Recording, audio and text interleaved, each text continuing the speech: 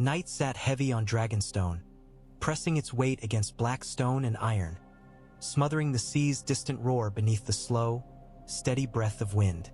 Within the heart of the old Targaryen fortress, in a chamber beneath the rookery and above the cellars, Melisandre of Ashai knelt before a bronze basin of fire. The flames had eaten their fill of oil and driftwood, but they were not content.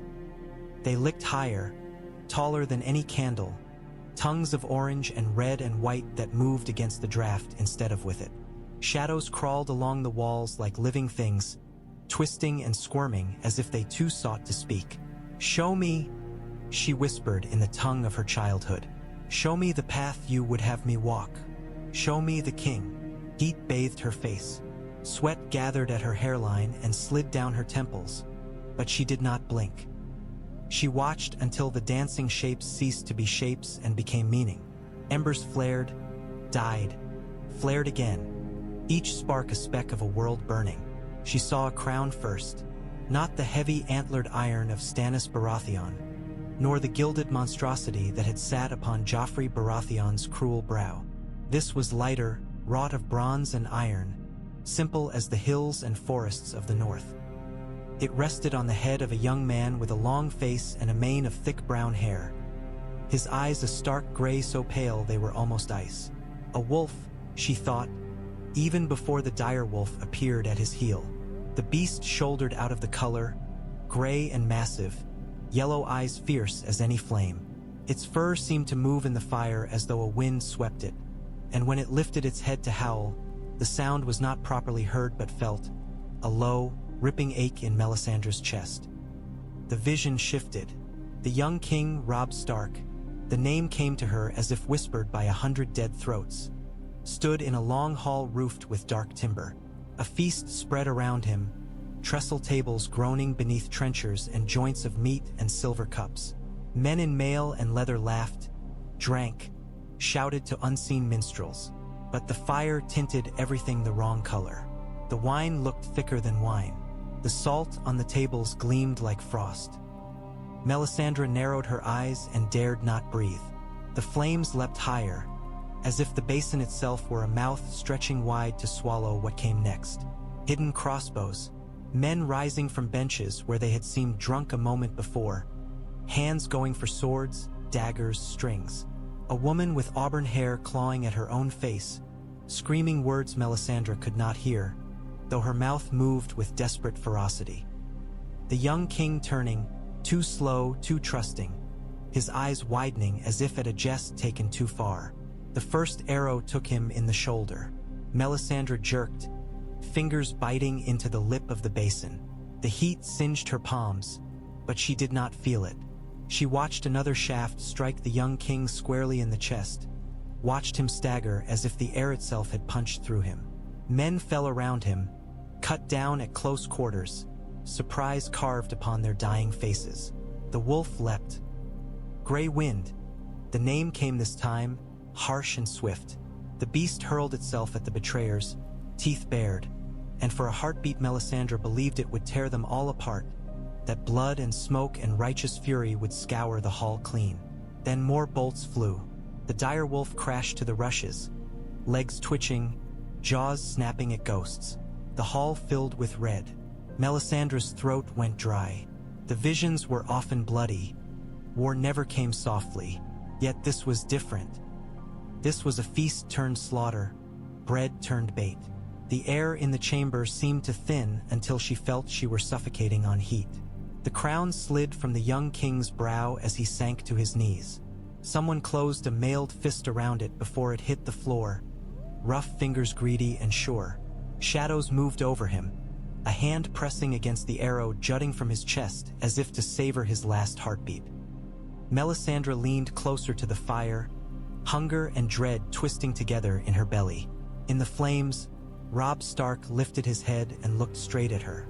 For an instant, one heartbeat, no more, his gray eyes were clear. They saw her through the veil of distance and uncounted leagues of land and sea.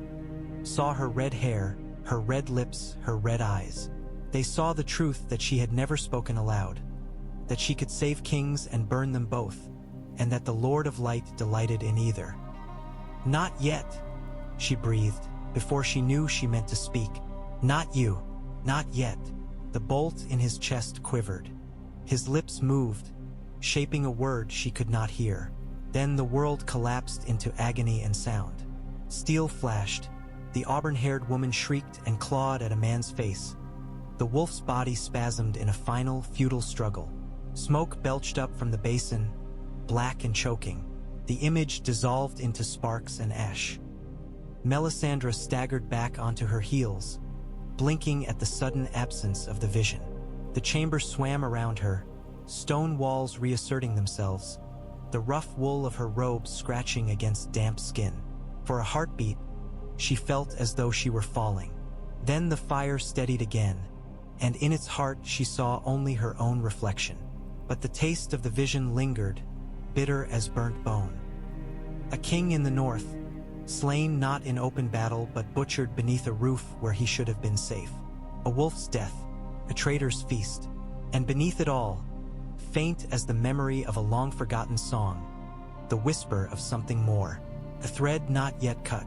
"The Lord of Light is not done with him," Melisandre whispered to the empty room, her voice hoarse.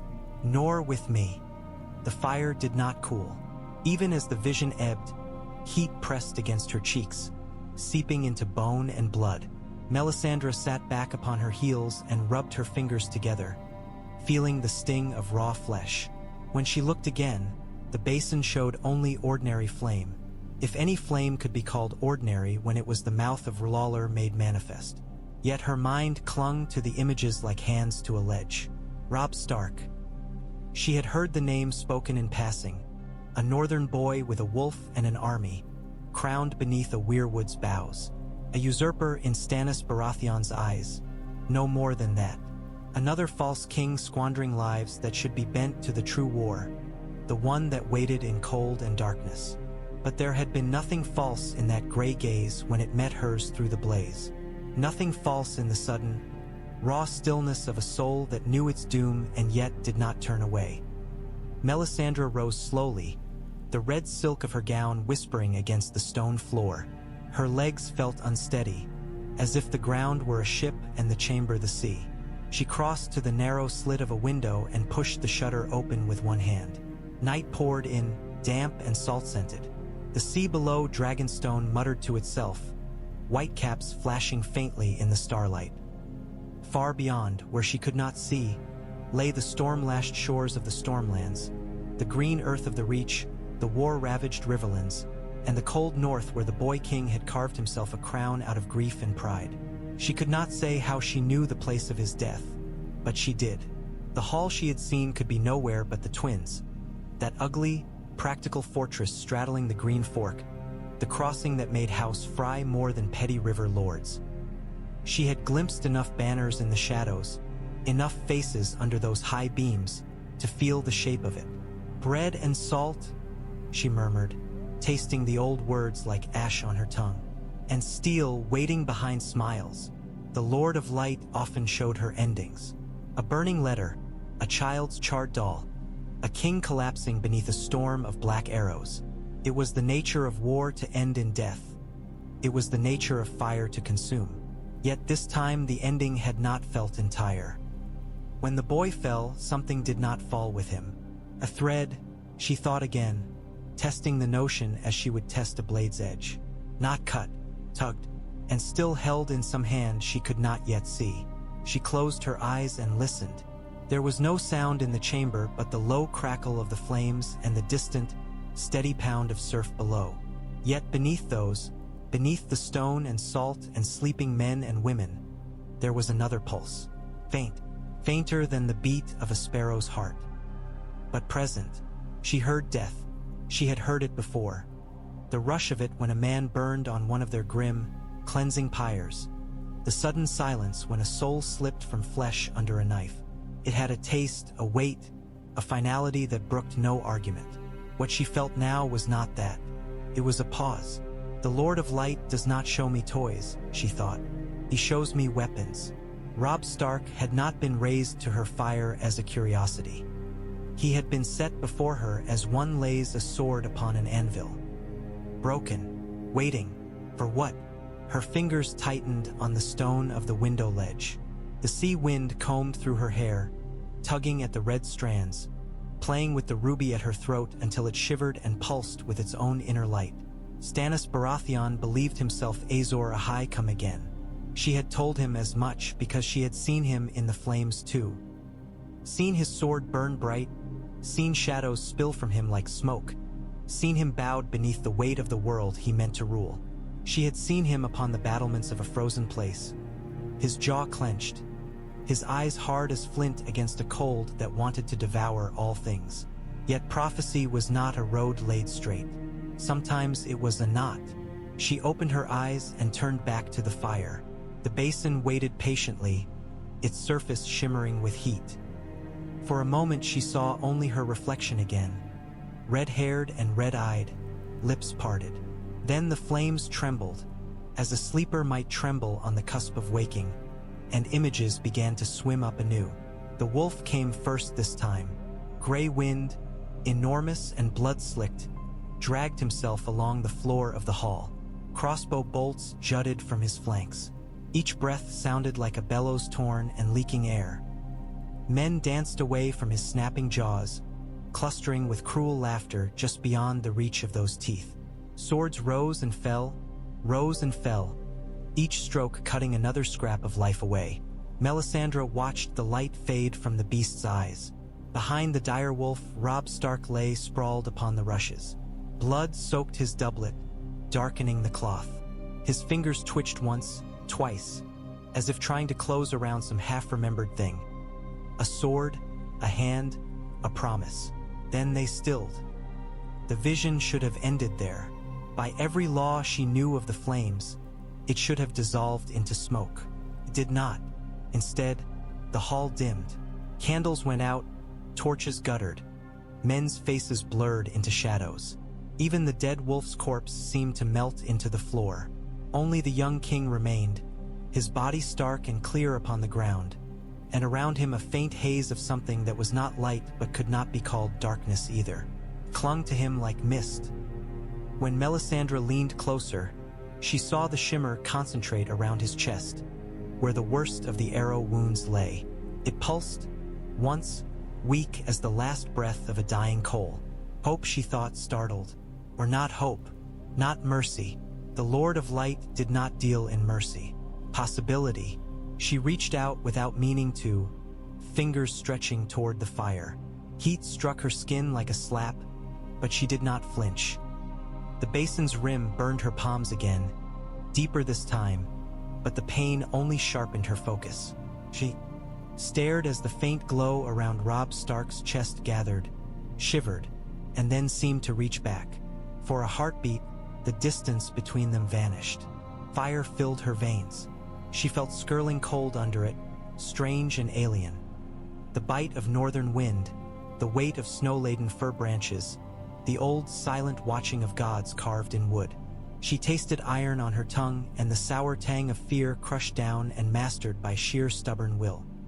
There was no voice, yet she understood the question all the same. Why? Because you are not finished. She thought at the vision, at the presence, at the threads she could feel but not see. Because the darkness that comes will not be turned aside by antlers alone.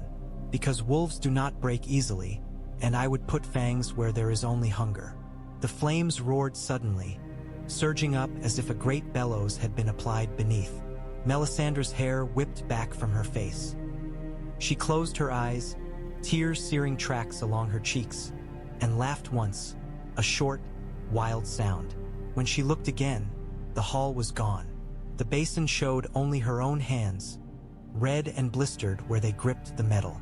The fire danced bright and clean, as if nothing untoward had ever passed through it. But Melisandre's heart beat faster, sure now, as sure as she had ever been of anything. Robb Stark was meant to die, and yet he did not have to remain dead. The war room stank of tallow and old victories. Candle stubs crowded every ledge and corner. Their wax dribbled over stone and down iron sconces like fat frozen mid-drip. The great painted table that had once served dragon kings lay between them, its carved mountains and rivers rendered dull and uneven by centuries of hands and heat. Stannis Baratheon stood at its head with his fists planted on either side of the narrow sea. His jaw was set, the muscles working as if he were grinding his teeth. Above him, the stone dragons coiled from the ceiling, their shadows enormous on the walls. "You look troubled," he said, without looking at her. His voice had the gruff edge of a man at the end of his patience. "More than is your custom." Melisandre stepped forward, her bare feet silent on the cold floor. The ruby at her throat throbbed softly with inner light, answering the fire that still burned within her veins. "The flames show me much," she said. "They show me what must be done and what will be if we do not do it. Tonight, they showed me a king." Stannis snorted. "Another usurper?" He did look at her then, blue eyes hard as chips of ice. "We have enough of those. Every fool who can string two banners together calls himself king these days. This one is already doomed," Melisandre replied. "He sits in a hall filled with false smiles and sharpened knives. He wears a crown of bronze and iron, simple as the men who follow him. They call him king in the north." At that, something flickered across Stannis' face. Not fear, never fear. Annoyance, perhaps. Weariness. The look of a man for whom complication was a personal affront. "Robb Stark," he said. "I have heard the tales. Defeated Jaime Lannister in the Whispering Woods, captured him, humiliated the lions in their own west. A boy with a direwolf and a temper, who could have bent the knee and brought me the north, but chose to carve up the realm instead." Melisandre moved to the great table's side and let her gaze travel north across the carved land, past King's Landing and Harrenhal, past Riverrun and the Twins, past the Neck and its marshes, all the way to Winterfell's tiny, flaring mark. She laid a fingertip lightly upon it. "He is brave," she said. "He is loyal. He is young. He believes the world can be honed to justice if he swings his sword with enough conviction." "Then he is a fool," Stannis said flatly. "The world bends to law, not to conviction. His father knew that, at least before Ned Stark let honor blind him. See what it won him." "He is about to die," Melisandre said, "butchered like a sheep beneath a guest-right roof." Silence fell. The sea beat against the cliffs below the castle, a slow, relentless heartbeat. Wax ticked as it cooled and cracked on the nearest candle. "Good," Stannis said at last. The word landed between them like a thrown axe. Melisandre watched his face and saw no cruelty there, only calculation. "One less enemy," he said. "One less boy playing at crowns while the true war waits. The North will break without him. They will turn on one another like dogs. Bolton and Frey and Karstark and the rest. The Lannisters will spend their strength marching men all the way to the wall, if they even care to hold it. Let the Starks die. There will be more room for the true king." "The true king," Melisandre repeated. Her voice did not rise or fall. It simply existed, quiet against the stone. "If he stands alone, he falls alone." Stannis' eyes narrowed. "I have you," he said. "I have your God. You have told me this 100 times. And still you doubt," she answered softly. "I do not begrudge you that. Doubt tempers a man, as flame tempers steel. But there is a difference between doubt and blindness, my king."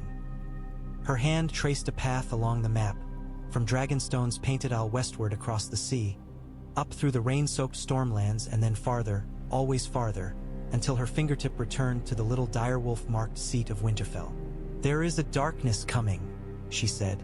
"You have seen a fraction of it in the flames. The cold that kills fire, the dead that refuse to lie quiet in their graves. Stannis Baratheon alone cannot stand against that. Azor Ahai reborn must have men, and among those men must be wolves as well as stags."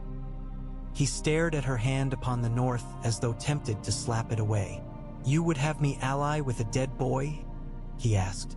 "Shall I clasp his rotting hand and ask him to march with me?" "He is not yet dead," Melisandre said, "and death is not always the end." Stannis' lip curled. "I have seen what you do with shadows," he said. "I know what your god can burn. I have not seen him make corpses rise and dance." "Nor shall you," she answered. "I am no necromancer, to fill the world with shambling husks. The Lord of Light gives life when it pleases him, and takes it when he chooses. There was a brother of my faith in the Riverlands once, Thoros of Myr, a drunkard, a fornicator, a man whose faith was as thin as watered wine. Yet even he called a man back from beyond the doors of death, more than once." Stannis's eyebrows twitched upward, then settled. "Stories," he said. "Wild tales from a wild country. We stand upon an island raised by dragonfire," Melisandre replied.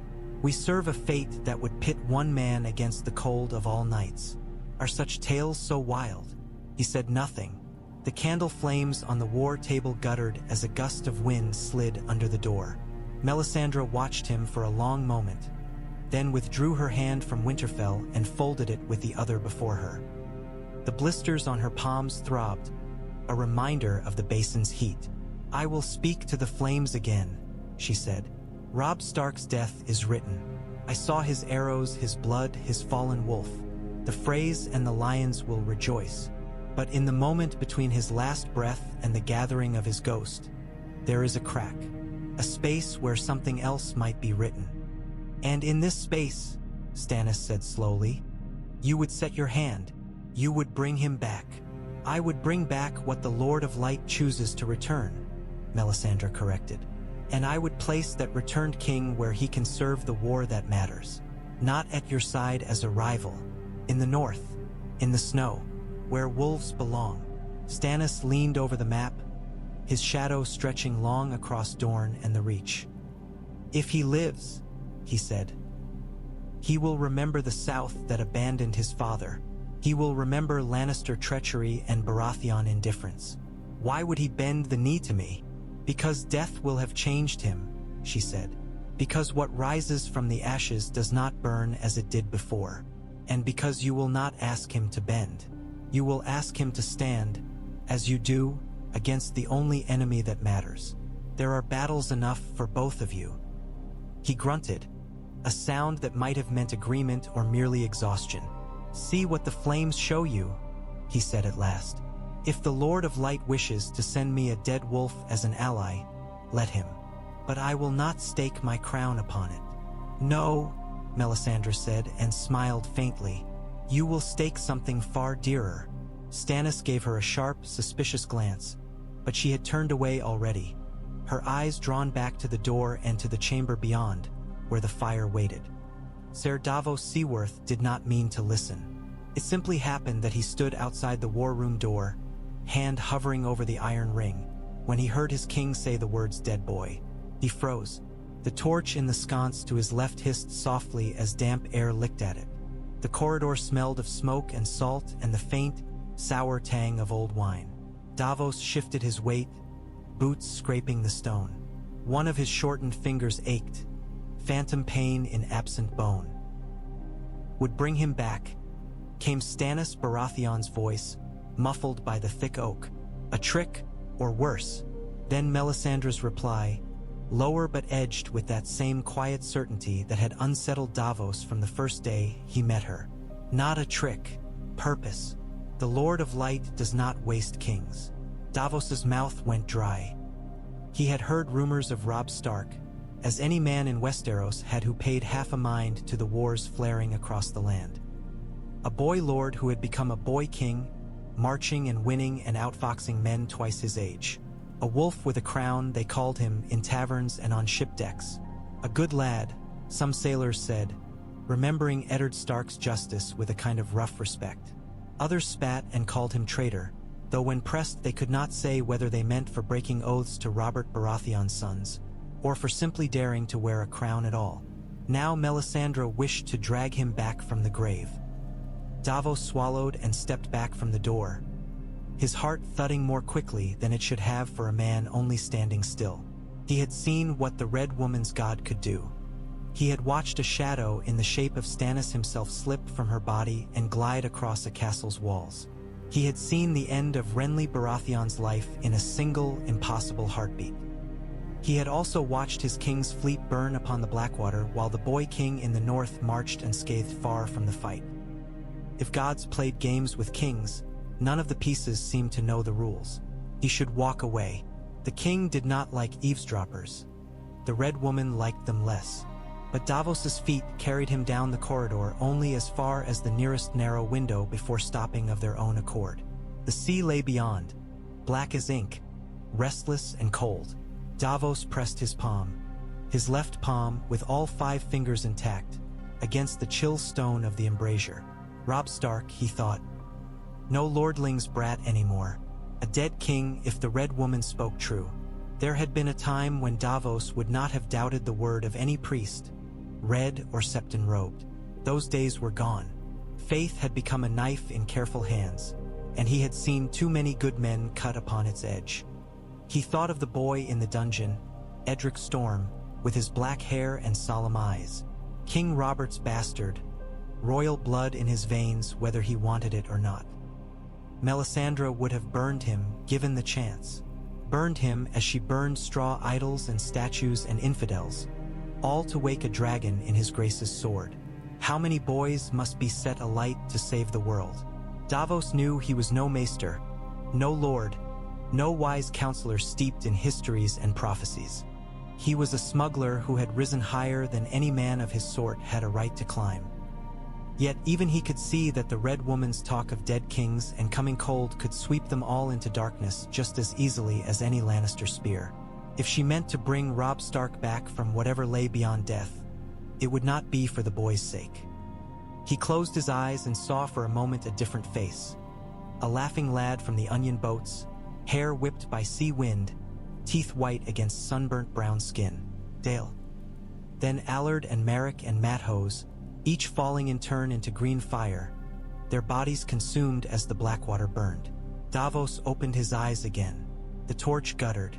Somewhere below, a wave crashed more loudly than the others, and the stones under his hand vibrated faintly. He had saved the king's bastard from the fire once. He would do it again if he had to, even if it meant going against Melisandre's god and Stannis' own command. But this talk of resurrecting wolf kings spun his thoughts in circles. Dead men should lie in their graves. That was the way of things. Anything else was wrong. And yet, if the world truly stood upon the brink Melisandre claimed, if there were white walkers and armies of corpses beyond the wall, if the long night of stories were creeping south on pale feet, could they afford to spurn any sword, even one pulled back from the grave? He did not know. Davos turned from the window at last and made his way down the corridor, the echoes of Melisandre's voice following him like a chill. The darkness comes for all things, she had told him once, when he challenged her. Only the Lord of Light stands between this world and eternal night.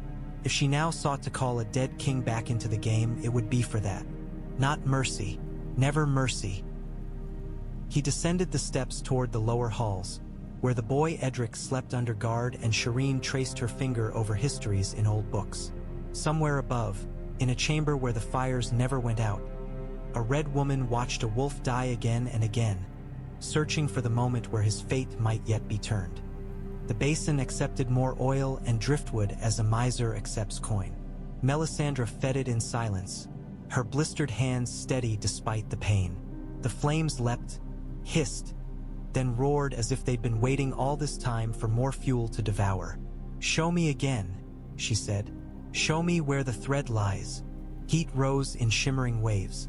Color bled and pooled, shapes forming and dissolving so quickly she could almost believe herself dreaming. Then the world sharpened into cruel, bright clarity. Music filled the hall. She heard it now, faint and tinny through the veil of fire. The skirl of pipes, the thump of drum, the thin, laughter-spiced drone of fiddles. Men clapped in time. Women swayed on benches. Wine splashed red as it slopped from overfull cups. Feathered torches smoked along the walls of the twins' great hall, their light yellow and harsh compared to the rich, living blaze in Dragonstone.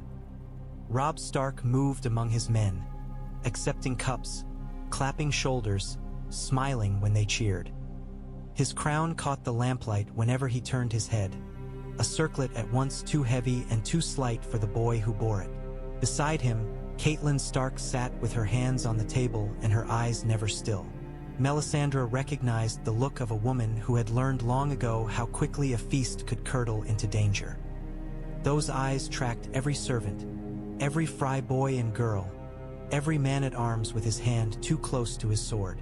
She seized, Melisandre thought, but not far enough. Lord Walder Frey slouched at the high table like some ancient spider sunk deep in its web. His sons and daughters ringed him, a brood of long faces and long noses and sharp eyes, their teeth flashing whenever they smiled.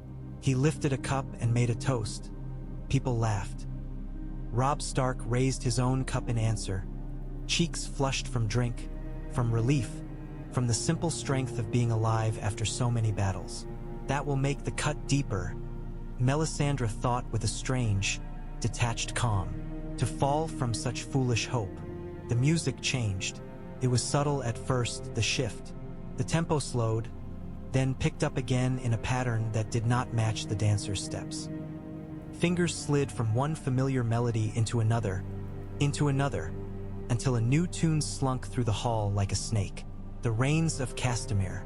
Melisandre had never heard it in truth, but she had heard of it. A song of annihilation and warning, of what happened to those who stood against lions and lost. Now it wove its way through the falcons and trout and direwolves gathered beneath the Freys' roof, unheard by most of them for what it was. Catelyn Stark's head turned sharply. Her fingers tightened on the edge of the trestle. There, Melisandre thought. There. The moment when a woman's gut knows what her mind will not let her name. The vision drew in close. She saw the slight tremor in the wine as it shivered in cups. She saw the way the serving men moved, shoulders suddenly straight, eyes gone flinty. One brushed past a northern man and touched the hilt of the knife at his belt as if reassuring himself it was there. Near the doors, Frey guards slid heavy iron bars into place. "Traitors," Melisandre whispered, burning the scene into herself. "Cravens." In the gallery above, crossbowmen stepped into the light. They wore Frey blue and gray, their cloaks half hiding the weapons in their hands. They raised them as one, an ugly forest of wood and iron. No one looked up. Why would they? They had accepted salt and bread. They had shared song. Lord Walder rose from his seat. Melisandre did not strain to hear his words. Their gist was plain in the hard twist of his mouth. Insults, grievances, petty slights held close for years. A girl slighted in marriage, a promise broken. The wounded pride of a small man who thought himself enormous in his own hall. Then, without warning, he sat again, and his hand snapped down like a man swatting a fly. The first arrow flew. Melisandre watched it as if it moved through honey-thick time. The fletching spun. The iron head flashed. It buried itself in Robb Stark's shoulder with a wet sound she felt in her own bones. Chaos erupted. Men lurched to their feet, hands going for swords that were not at their sides. They had come to feast, not to fight. Others never even managed that much before quarrels punched into their backs, their necks, their bellies. The musicians played on for a few frantic, discordant beats, then dropped their instruments and drew daggers. Catelyn Stark screamed. Her chair toppled as she surged up, hands grabbing for the nearest Frey, dragging him close with the strength of pure desperation. Melisandre saw her fingers claw at his throat, saw her eyes wild and white around the edges. Every inch of her seemed to be reaching for her son. Robb turned, staggering, blood blooming across his doublet. His lips shaped a name, not his mother's, another's, Jane. A southern wife who was not here, whose absence had helped damn him. Melisandre saw the realization dawn in his face even as he fought to draw his sword. Not just death, but betrayal. Not just defeat, but humiliation. The direwolf threw itself at the Freys. Grey Wind's jaws closed on the arm of a man with a crossbow, bone-crunching. He tore flesh free, savage and glorious even as more bolts hammered into his side. Men shrank away, but others rushed in, stabbing, hacking, slicing at the great beast as if by butchering him they could erase the terror of what they dared. "Not here," Melisandre said softly. "Not yet." She searched the edges of the scene for the mist she had seen before, the not light, the knot dark that clung to the boy's dying chest.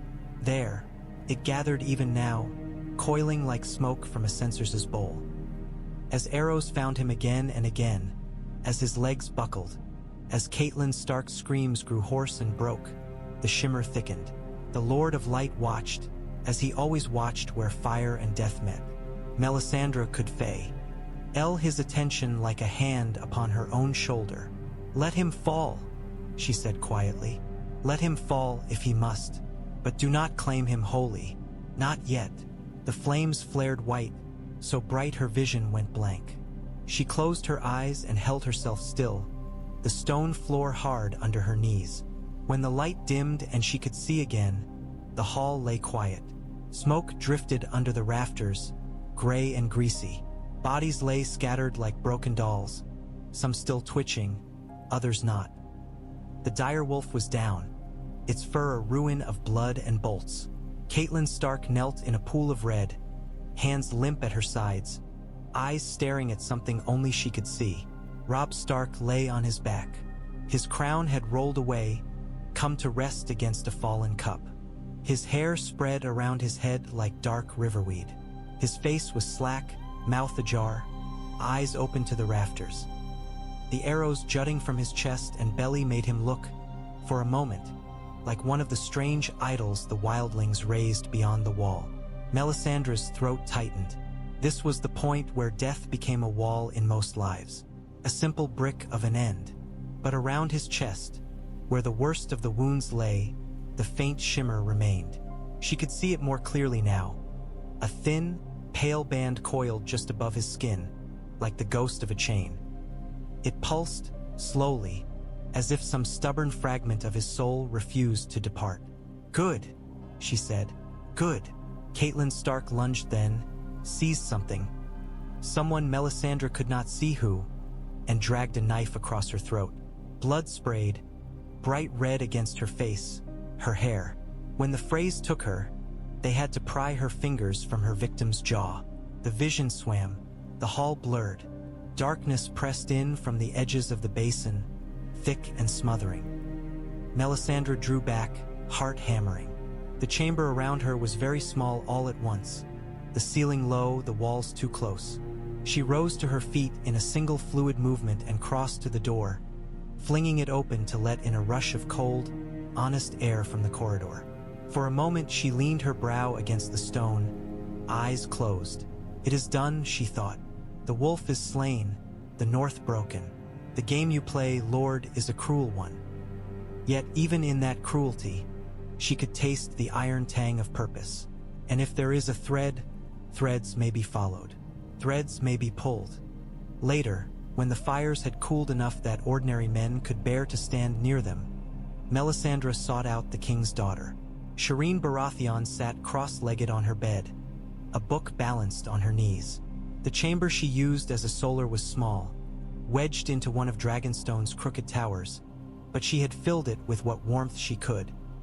Bits of cloth sewn into bright banners, shells collected from the narrow strand below the castle, a little wooden stag that had once belonged to her uncle Renly. She looked up when Melisandre entered, the scars upon her cheek and jaw catching the candlelight like pale stone. "Lady Melisandre," she said, trying for politeness and almost managing it. Wariness curled around every word. "Has my father sent you?" "Not this time," Melisandre replied. She closed the door behind her and crossed to the small table where a single candle burned low. "May I sit?" Shireen blinked. "Yes, of course." Melisandre took the chair opposite the bed, arranging the red folds of her gown so they did not pool on the rushes. Her blistered hands she kept folded in her lap, where the child would not see the rawness. "What are you reading?" she asked. "The histories," Shireen said, "about the long night, when the White Walkers came before."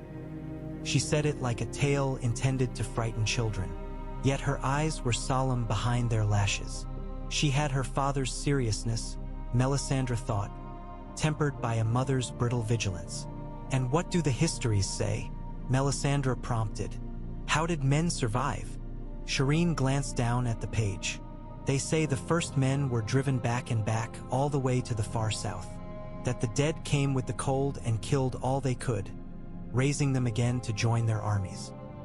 Some say the children of the forest worked some great magic.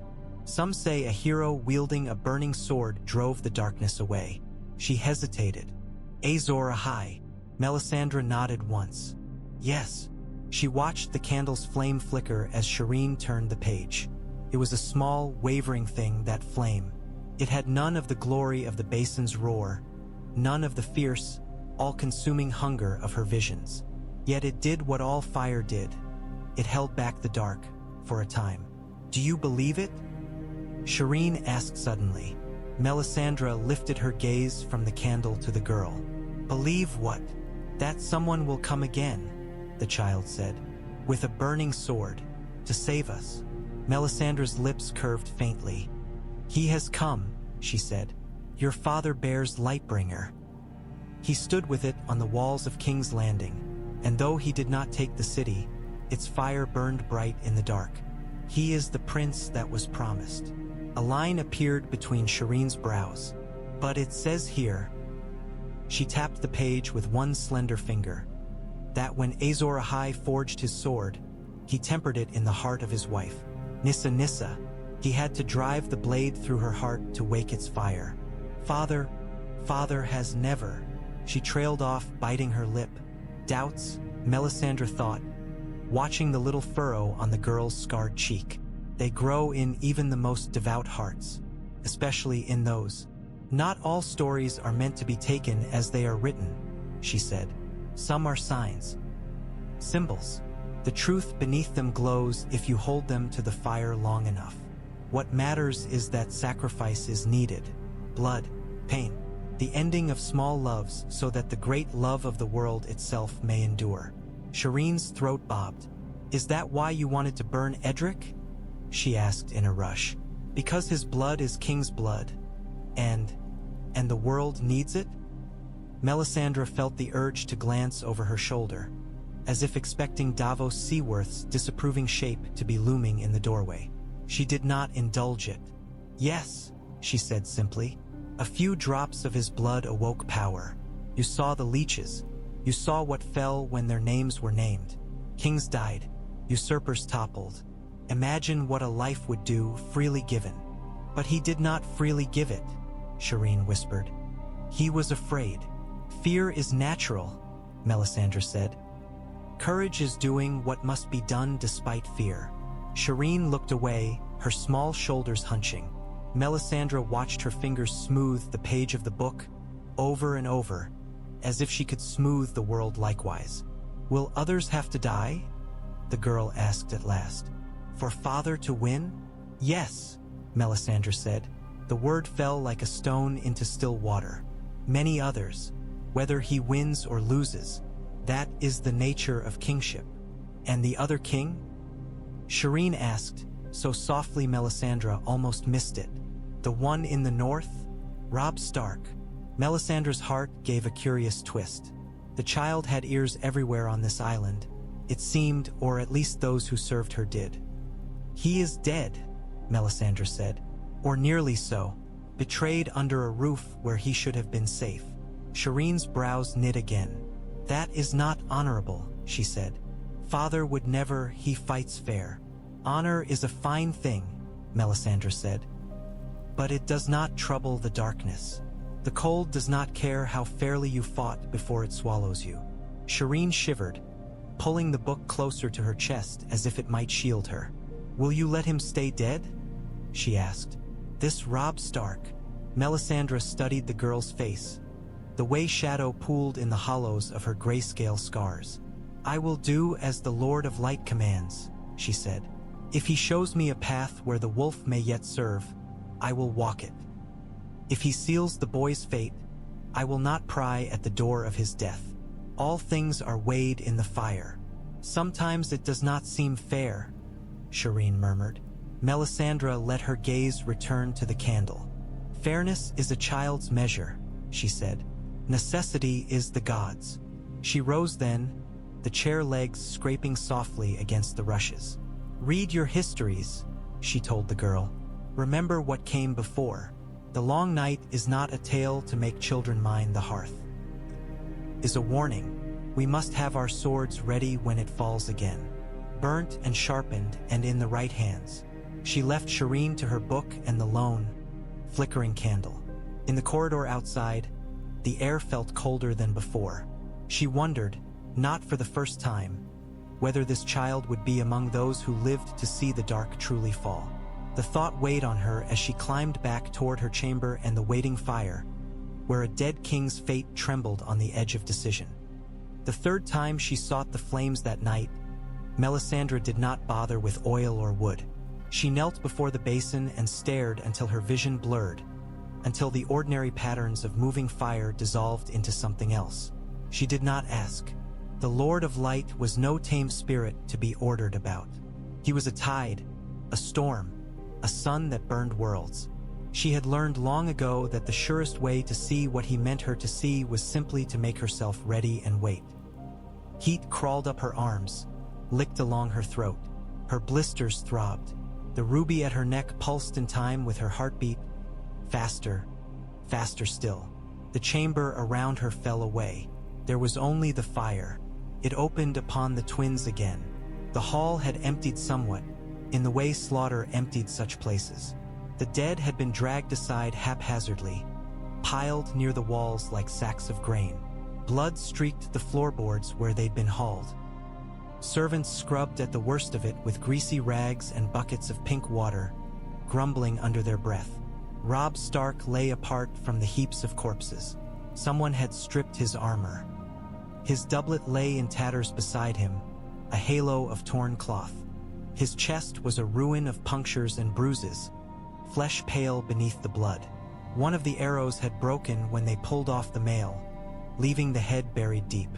Melisandre watched, searching for the faint coil of mist she had seen before. For a moment, there was nothing. Her heart faltered. Perhaps the thread had been cut after all.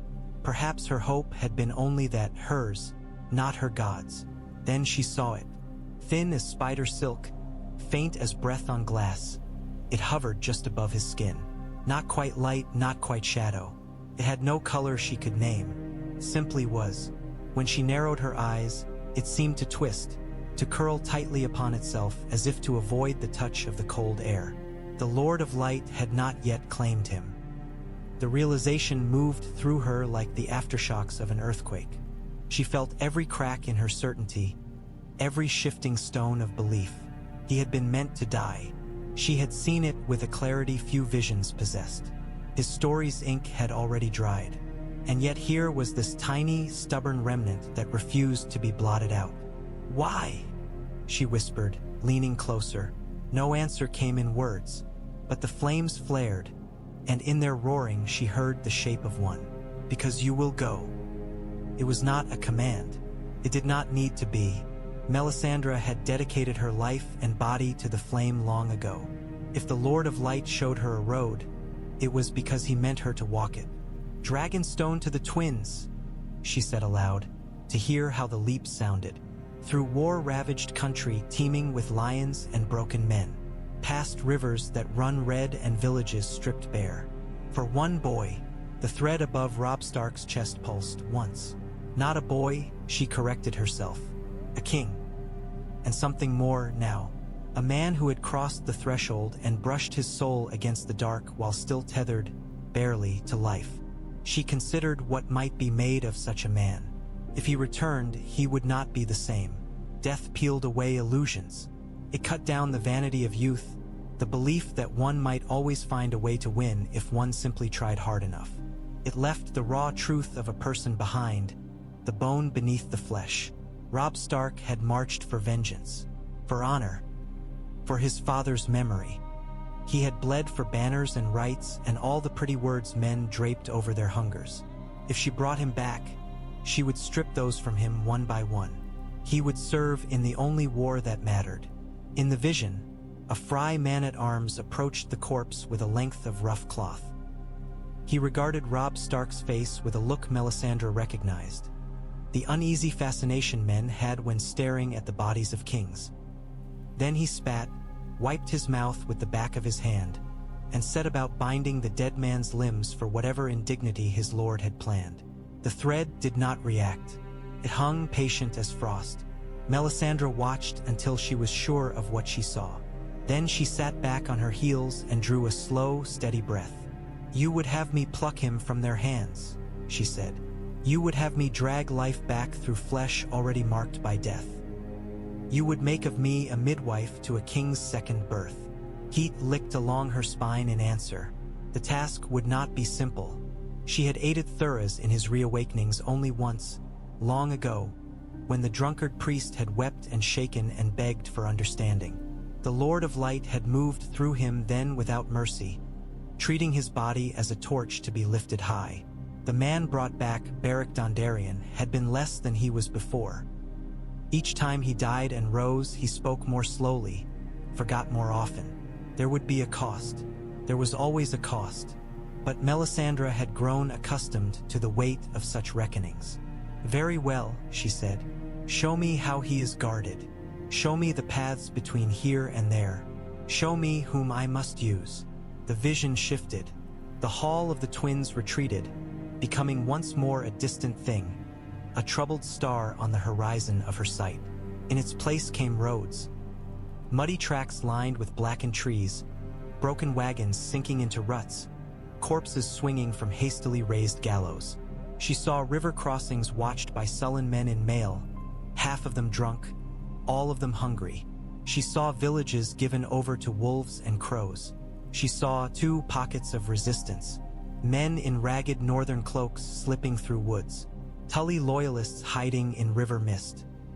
A banner with a direwolf crudely daubed on it, carried by hands that trembled with both fear and stubbornness. All the while, the thread above the dead king's chest pulsed on, as steady and fragile as the flame of a single candle in a storm. Melisandre lowered her head. "Then I will go," she said, "if my king permits it. If not, I will go regardless." The Frey did not laugh, yet she felt its fierce approval like a hand pressed hard over her heart. The wind atop Dragonstone's outer wall came with teeth. It tore at cloaks and gnawed at ears, carrying with it the reek of salt and kelp and something older, something that seeped up from deep caverns where no sun had ever shone. Torches guttered in their iron brackets, their flames stretching sideways as if trying to flee the gale. Stannis Baratheon stood with his back to the drop, his hands clasped behind him. His hair was lank with mist, his beard flecked with salt. The night pressed close around them, the sky a low lid of cloud that hid the stars. Melisandre joined him, her red gown snapping against her ankles. The ruby at her throat burned like banked coals. "You chose a poor place to speak of the living," Stannis said without turning his head. "Everything about this island smells of death." "Death is never far from life," Melisandre replied. "And the sea is honest. It takes and never pretends otherwise." He made a non-committal sound. Below them, a wave crashed against the cliffs hard enough to send a tremor through the stone. "You saw the boy die again?" he asked. He did not need to specify which boy. "The Northern King." "Yes," Melisandre said. "Robb Stark is slain, betrayed at the Twins, his bannermen cut down, his wolf killed." "Then that is an end," Stannis said. "The North will go to the Boltons, the Freys, the Lannisters. Let them choke on it." Melisandre stepped closer to the parapet.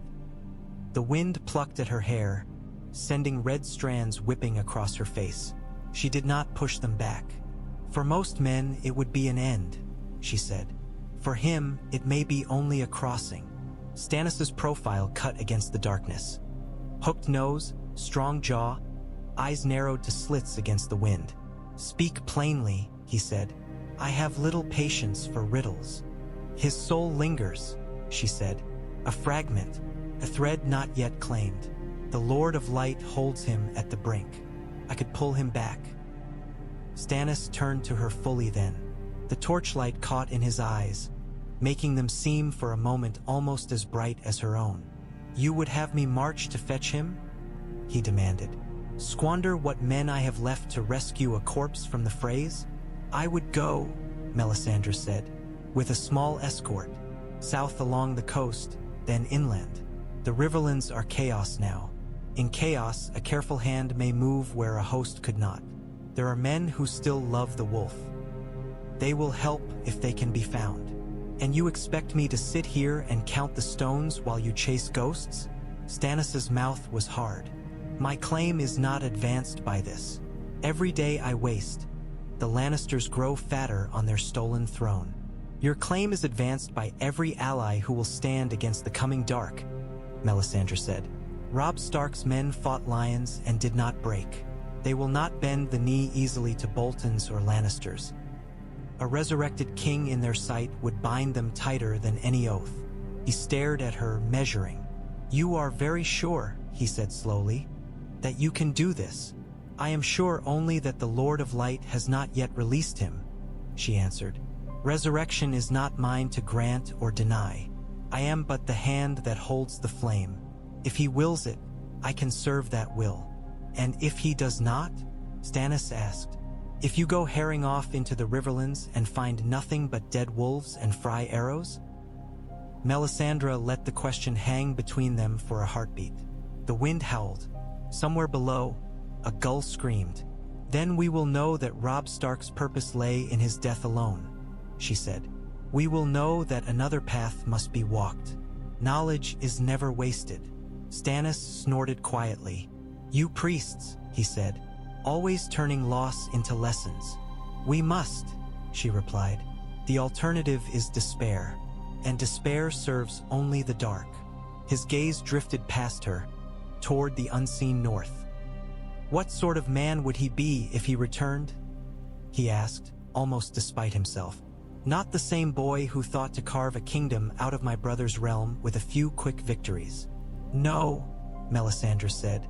He would be less, and more. Death strips away illusions. He would not be able to pretend the game is fair, or that justice can always be done. He would be bound to the fire that raised him, but he would remember why he took up arms. For his father, for his people, for those butchered at the Twins. That kind of memory does not fade easily. Stannis grunted. And you would bend all that toward your god's war, he said. Toward our war, she corrected. The war you were born for, whether you like the shape of your fate or not. He turned away, looking out over the dark sea. You would leave me without your counsel, he said. It was not quite a question. For a time, she allowed, but you do not lack for wisdom at your side. Ser Davos may be lowborn, but he sees more clearly than most lords. Even his doubts are useful. They temper your decisions. Stannis's mouth twisted. He is a smuggler, he said, half an outlaw, and he clings to his 7 gods like a child to an old blanket. And yet you have trusted him with your life more than once, Melisandre said. You keep him because you know his worth, whether you admit it aloud or not. Trust him to watch your shores while I am gone. Trust your own judgment in him. He did not answer. The wind flung droplets of sea spray up to sting their faces. Give me leave to go, Melisandre said quietly. If I succeed, you will gain a king in the north who fears death, but not enough to flee its shadow. If I fail, then we are no worse placed than we stand now. Stannis stayed silent long enough that the waves crashed 3 times before he spoke. If you go, he said at last, you do not take the boy. Melisandre tilted her head. Edric, yes. The word came out clipped. He stays. I will not have you slipping him into some fire along the road, claiming that his ashes can call your wolf back from beyond the wall. She might have laughed, had another woman stood in her place. As it was, she merely inclined her head. His blood's work is not yet finished, she said, but I will not burn him without your leave. His eyes bored into hers, seeking falsehood. He found none because she offered none. She would not need the boy to work the will she sensed coiled around Robb Stark's soul. The Lord of Light had marked the Northern King himself as the sacrifice and the reward both. Go then, Stannis said at last. Take a ship. A small one. I cannot spare many men. I will take the men I need, she said. No more.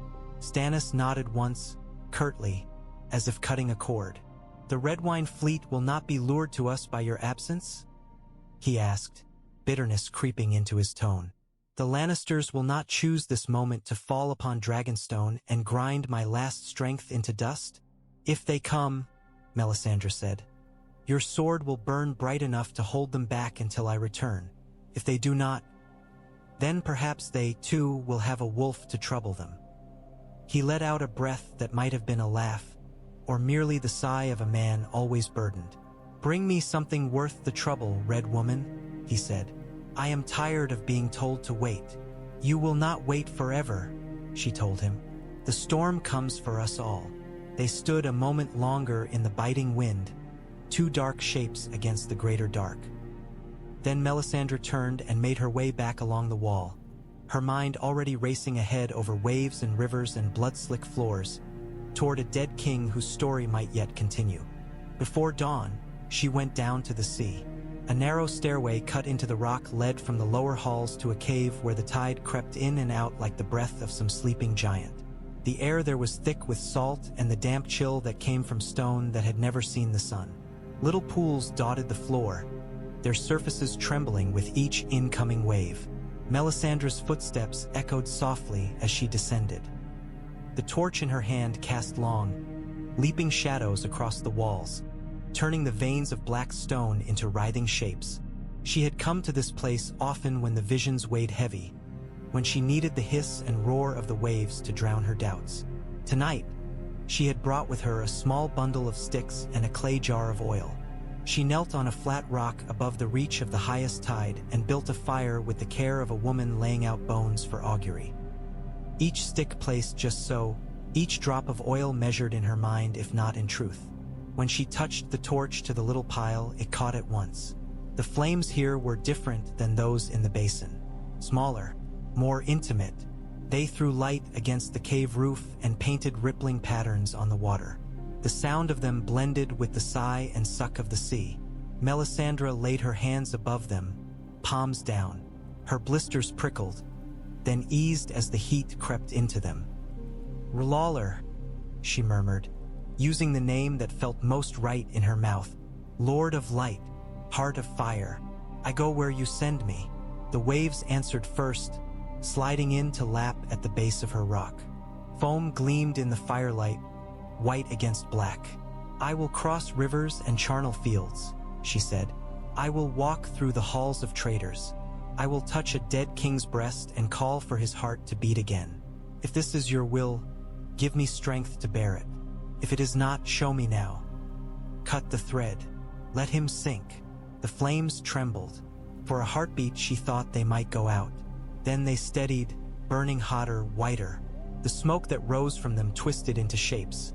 A wolf's head, jaws agape. A crown of simple metal. A weirwood with bloody leaves. Robb Stark's face emerged from those forms like something sculpted from mist. His eyes were closed. Blood matted his hair. The thread above his heart glowed slightly brighter. Melisandre extended her hands until they hovered just above the smoke.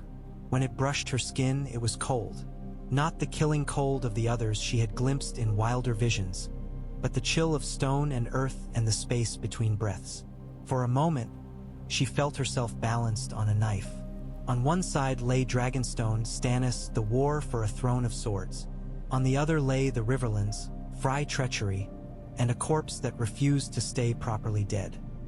Somewhere beyond both, vast and patient as the sea, lay the long night.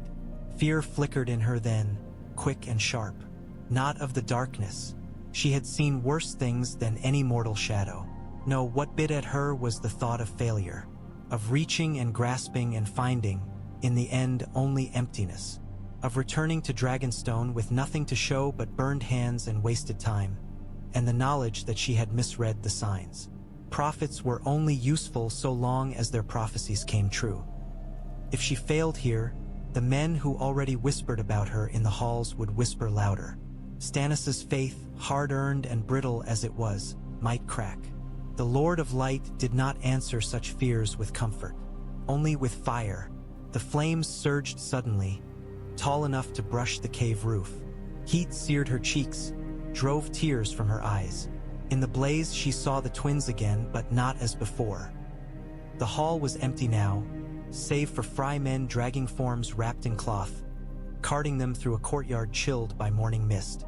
One of the bundles slipped. It burst upon the cobbles like an overripe fruit, spilling a pale arm, a tangle of hair. The men cursed and scrambled to gather the corpse up again. No one looked twice at the dead face. To them, it was just another enemy made meat. The thread above the chest of that body pulsed. Melisandre saw, too, a knot of ragged men watching from the shadow of a half-collapsed tower, their faces gaunt with hunger and grief. A tattered direwolf on one man's surcoat marked him as a Northman still loyal. His jaw clenched when he saw how they handled the king's body. He will not leave him, she thought. He will follow. He will be the hand that bears the corpse out into the wild where I may take hold of it. Path, then, hard and narrow and strewn with thorns, but a path. She bowed her head. I will go, she said again, and when I come to him, I will call. If you answer through me, he will rise. If you do not, he will remain among the countless dead, and I will turn my hand elsewhere. Only do not let me be blind. Do not let me lie to myself about what I see. The sea breathed in and out. The fire burned, relentless. For a moment, there was no sound at all in the cave. No waves, no crackle, no heartbeat. Only a vast, listening silence, as if the world were holding itself very still to hear her. Then it passed. The tide sighed. The little flames settled. Melisandre doused the fire with a splash of seawater. Steam hissed up, carrying with it the last ghost of the wolf's form. She gathered the soaked sticks and ashes into her hands and lifted them, letting the next wave take them away. Back up the steps, the chill clung to her despite the exertion. Her soles slapped the stone, echoing. When she reached the corridor, she half expected to find someone waiting. Ser Davos with suspicion in his eyes, or Stannis with another demand.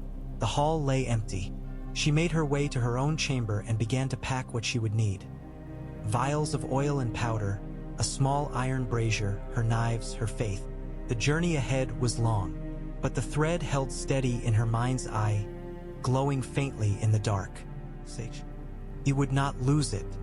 Dawn came grudgingly to Dragonstone. The clouds that had brooded over the island all night frayed at the edges, letting in a dull smear of light that turned the sea from black to lead. A thin rain fell, more salt than fresh, beating on armor and dripping from the carved stone dragons that guarded the quays. A single ship bobbed at anchor below the castle, a lean, weathered vessel flying no banner. Its hull bore the scars of many voyages. Scratches from hidden rocks, patches where holes had been hastily mended, streaks of tar dark as dried blood. Melisandre walked down the slick stone steps toward it with her red cloak drawn close. The men Stannis had grudgingly spared waited at the foot of the stair. A half-dozen soldiers in plain mail, a captain whose beard was more gray than black, 2 sailors tending lines with the bored competence of men who knew their craft. Ser Davos stood with them. He wore no cloak, despite the chill. The wind plastered his rough-spun tunic against his thin frame. His eyes narrowed as Melisandre approached, taking in the bundle she carried, the brazier strapped across her back, the way the rain seemed to steam faintly when it touched her skin. "You go, then," he said, when she drew close enough for speech without shouting. His voice held no welcome, but neither did it drip with the open contempt he had once shown her. Weariness had filed his sharpest edges. "I go," she said. "With the king's leave." Davos's gaze flicked to the men behind her, then back. "And you go to bring back a dead boy," he said. "A king who lost his head before he ever sat on a proper throne." She smiled, a small curve of lips that did not quite reach her eyes. "You do not approve." "I don't understand," Davos said bluntly. "We have a living king here with too few men and too many enemies. You leave him to chase a vision." "I do not chase," Melisandre said. "I follow." "There is a difference." "Maybe where you come from," Davos said. "Where I come from, it all looks like running after something you'll never catch." The sailors pretended not to listen. The captain stared at a point somewhere over Melisandre's left shoulder, his jaw working as if on a piece of gristle. "You fear I will fail," Melisandre said, "that I will return empty-handed, having risked all for nothing." Davos's mouth tightened. "I fear you will succeed," he said. The words caught her more off balance than any insult. "If you pull this wolf back from his grave," Davos went on, "what then? Another king in a world already full of them. Another man for good folk to die following. Another power for you to twist into whatever shape your god likes best." He shook his head. "I've seen what it costs to be a king in these days. I wouldn't wish it on my worst enemy, let alone some poor northern lad whose only sin was loving his family too much." Melisandre regarded him for a long moment. The rain pattered on the stones around them. The sea breathed. "You think mercy lies in leaving him dead," she said. "Aye," Davos said. "Sometimes it does." "Mercy," she said softly, tasting the word. "I have heard it spoken with awe and with scorn in equal measure. The dead care nothing for mercy, Ser Smuggler. Only the living can use it, or refuse it." Davos opened his mouth, then shut it again. His hands flexed at his sides, the shortened fingers awkward and familiar. "You saved Edric," Melisandre said. "You stole him from under my hand and my god's gaze. You thought you were showing mercy for a boy. You were also denying the world what his blood might have bought." "Bought?" Davos echoed. "You talk of lives like coin at a counting house. A man is not a sack of onions to be bartered. And yet we are all bartered in the end," she said. "You traded your sons' lives for the chance to put Stannis on the throne. Would you say their coin was fairly spent?" He flinched then, as she had known he would. The memories of the Blackwater lay close to the surface. "No," he said hoarsely. "I'd never say that, but I didn't offer them, and neither did they. The sea took them, war took them. A mad boy king and his pyromancers took them. Don't you twist it." "I twist nothing," she said. "I simply speak the truth as I see it. War takes what it wants, whether we name it sacrifice or not. The difference is that I choose my fires. I do not pretend they are accidents." Davos looked away, down at the restless water. "Bring him back, then," he muttered, "if you can. But remember this, Red Woman. Men like me will have to live in the world you make. We will have to clean up after your miracles." She inclined her head, as if he had offered a prayer instead of a warning. "Perhaps you will," she said. "And perhaps you will thank me for the mess, when the dark comes scratching at your door and you find a wolf there between you and the cold." He did not answer. The captain cleared his throat. "Tide's turning, my lady," he said. "If we're to be off, it should be now." Melisandre stepped past Davos onto the gangplank. The wood swayed under her weight, the sea nudging the hull like a restless beast. She crossed to the deck and turned back only once, to look up at the looming bulk of Dragonstone. The castle crouched on its rock, all jagged spires and carved dragons, its windows dark save for a few pinpricks of light. Somewhere behind those walls, Stannis Baratheon paced and brooded. Shireen watched the rain-traced paths down the glass. Men whispered of wars and kings. She raised a hand in silent acknowledgement. The wind tore at her cloak, whipping it around her like a banner. Then the sailors cast off the lines. The ship eased away from the quay, oars dipping, sail unfurling to catch what little wind the sullen morning offered. Dragonstone shrank by degrees, its dragons becoming toy carvings, then mere smudges against the cliff. Melisandre stood at the prow, eyes fixed not on what she left behind but on what lay ahead. Beyond this grey sea, awaited the shattered mouth of the Blackwater, the scorched banks of the Trident, the smoking scars of battlefields where men had bled for crowns they would never wear. Beyond them lay the twins, and the corpse of a king whose story might yet veer from the page it had been written on. The thread pulsed in her mind, steady as a heartbeat.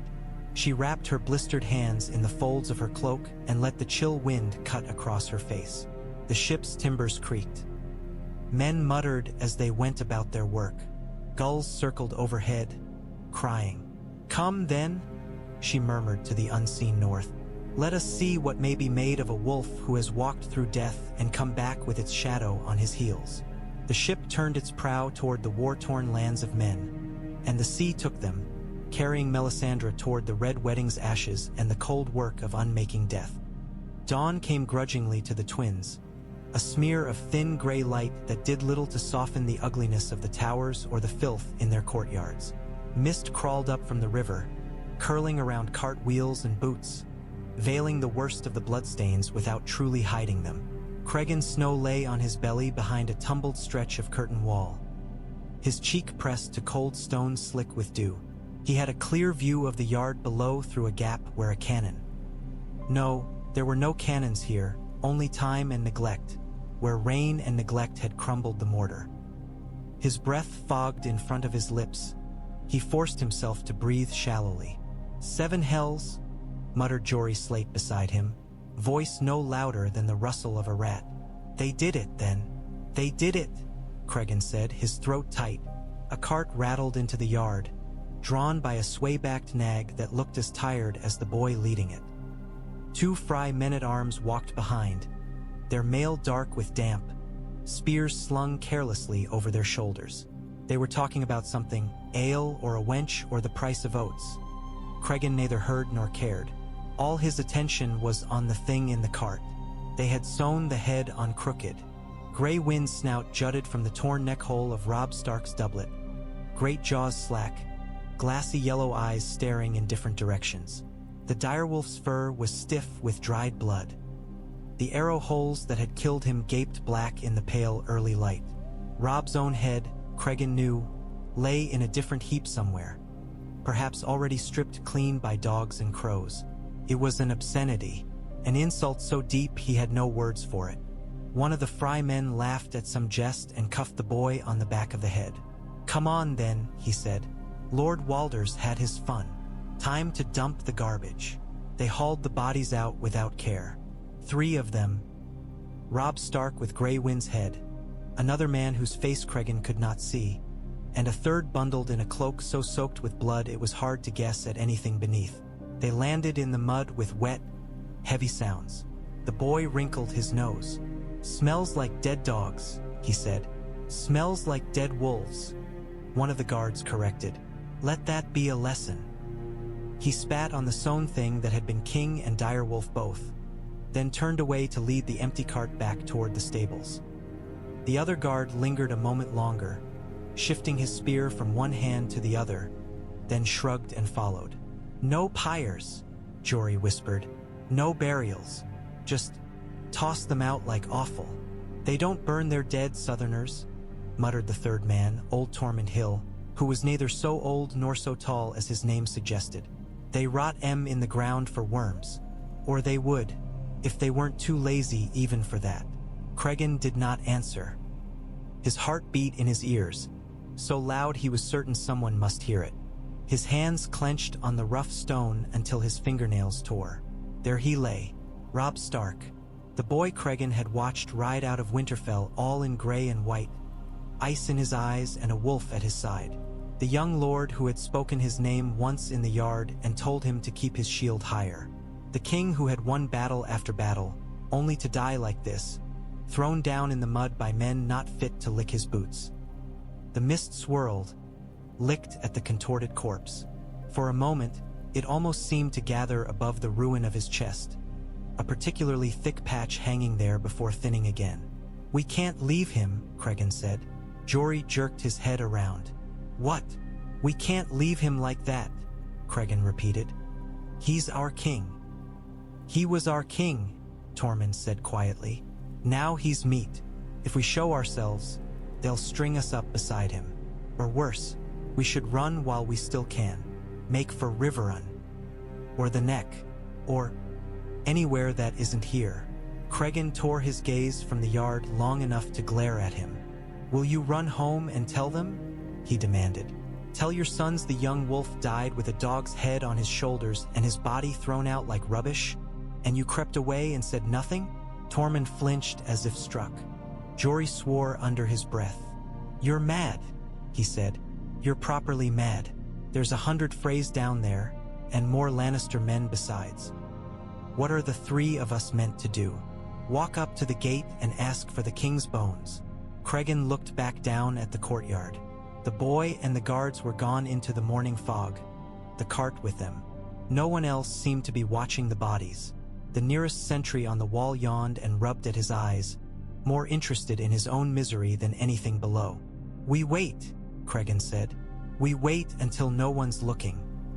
Then we go down, take him, and get as far from these cursed towers as we can. If I die doing it, I die. Better that than live with this."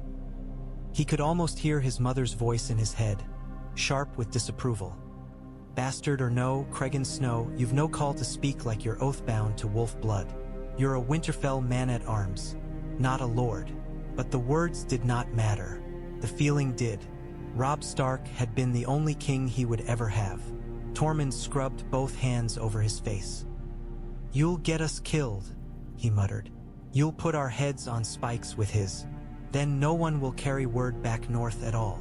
"We'll see we don't die," Jory said grimly. His jaw had set in that stubborn way Cregan knew well from long nights in the baggage train, when cold and hunger bit too hard. "He's right, Torm. If no one cares for him, we're no better than these Frey curs." He spat over the wall, then drew in a steadying breath. "We wait," he said. "Then we fetch our king out of the muck." Below, the mist thickened, shrouding Robb Stark's mangled form until only the outline of his limbs remained. To Cregan's eye, the air above his chest seemed, just for an instant, to pulse.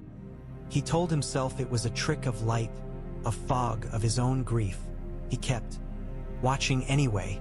They waited until the mist thickened enough to blur the edges of the world. The twins' courtyards were busy by day. Frey servants hauling water, scrubbing away the worst of the blood, soldiers coming and going with that swagger men wore after easy slaughter. But there came an hour, always, when the night shift grew bored and the dawn shift had not yet roused, when men huddled in cloaks and dozed at their posts and the dogs curled in straw instead of barking. Cregan knew that hour well. He had stood enough watches at Winterfell to feel its shape in his bones. "Now," he whispered. They slid down from their crumbling vantage and moved like shadows along the base of the wall, keeping low, using heaps of rubbish and stacked barrels as cover. The mud sucked at their boots. Somewhere above, a sentry coughed and spat over the parapet. A gobbet of phlegm landed 2 arms' lengths from Cregan's hand. He swallowed his loathing and kept going. The bodies lay where they'd been dumped, a haphazard tangle in the yard's low spot where the muck collected. Someone had thrown a half-rotten oats sack over Robb's face to keep off the worst of the crows. It did little. Cregan knelt and pulled the sack aside. The sight of the sewn head almost unmanned him. He had seen dead men before, plenty of them, hacked apart on battlefields until they scarcely resembled themselves. He had seen men torn by wolves, and once by a bear, their limbs gnawed ragged. He had never seen anything like this. Grey Wind's snout jutted from the ruin of Robb's neck, stitches crude and gaping. The wolf's lips were drawn back from his teeth, making it look as though he grinned a bloody, mocking grin. Somewhere, the real head lay forgotten. Cregan bowed his own head for a moment, knuckles whitening on the rough cloth. "I'm sorry, my king," he whispered. "I'm so damn sorry." Jory made a low sound in his throat, half curse, half sob. Tormund simply shook his head, eyes bright. "Hurry," he said, "before someone wonders where the crows have gone." They had prepared what they could. A stretcher of saplings and cloak straps, hidden behind the ruined wall. Now they slid it under Robb's body with as much care as they could manage. Teeth gritted against the sounds the slack limbs made when they moved.